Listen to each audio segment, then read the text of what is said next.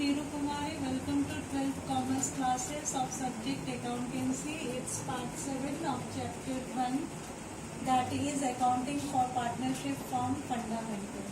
Today we cover the topic that is related to calculation of interest on capital. Before discussing interest on capital, look at here.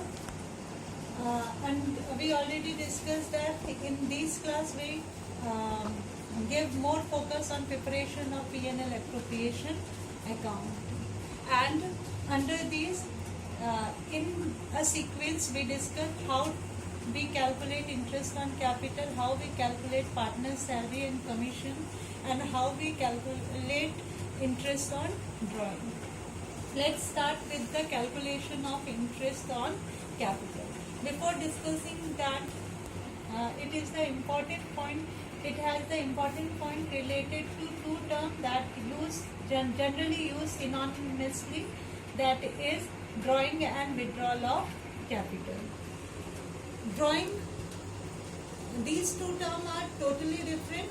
Drawing is the charge against profit.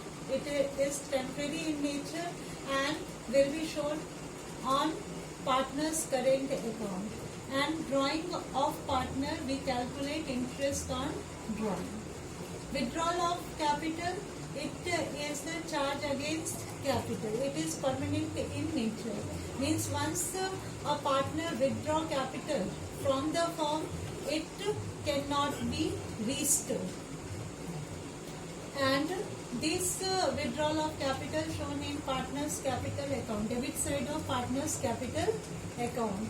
And on the basis of withdrawal of capital, generally used for the calculation of interest on capital. Let's start with the calculation of interest on capital. Interest on capital calculated by using three methods. First, when interest on capital is calculated on opening capital, if nothing is given in the question, means whatever amount given as a opening capital, we directly calculate interest on capital on the basis of theta. Second, interest on capital is calculated in proportion of time if any relevant information is given in the question. Here, mode focus given for the calculation is the proportion of time. Means how much capital available during the year with firm. On the basis of that, we calculate interest on capital. Third, whenever opening capital is missing, in that case, how we calculate opening capital? By using different formula that we learn under this. So, in case of fluctuating capital, we use following formula for using opening, for calculating opening capital. That is, by closing capital, from closing capital we add drawing, withdrawal of capital, interest on drawing, share of loss, and deduct addition and subtract additional capital, share of profit, interest on capital, partner salary and commission. And when capital account are fixed in nature, then we use this formula for the calculation of opening capital, that is from closing capital we add withdrawal of capital and subtract additional capital. And the other important point related to the calculation of interest on capital are provision related to interest on capital.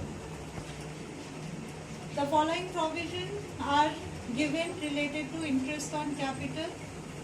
There are the three broad categories or three broad cases related to that. First case is in absence of partnership deed. When in absence of partnership deed, there is no interest on capital provided to the partner. Second, when deed provide interest on capital but silent on whether interest is appropriation or charge. We already discussed about these two terms. Appropriation means firm provide interest on capital only in case of profit, not in case of loss. But when interest on capital treated as a charge, in that case firm has to provide interest on capital whether firm earns profit or loss. So when deed is silent related to appropriation and charge, there is three cases arise. First case, in case of loss. In case of loss, no interest on capital provided. Second, when sufficient profit available to pay interest on capital, in that case full interest on capital provided as per agreement. Third, when insufficient profit available to pay interest on capital, when profit is not sufficient, in that case interest is allowed only to the extent of profit. If 10,000 profit, if firm earn 10,000 profit and they have to pay interest on capital 12,000, in that case firm allowed interest on capital up to profit, that is 10,000. Third, when deed provide for interest on capital as a charge. When according to deed interest on capital is treated as a charge, in that case whether firm earn profit or incur loss, firm has to pay interest on capital. That's all for today. Have a nice day.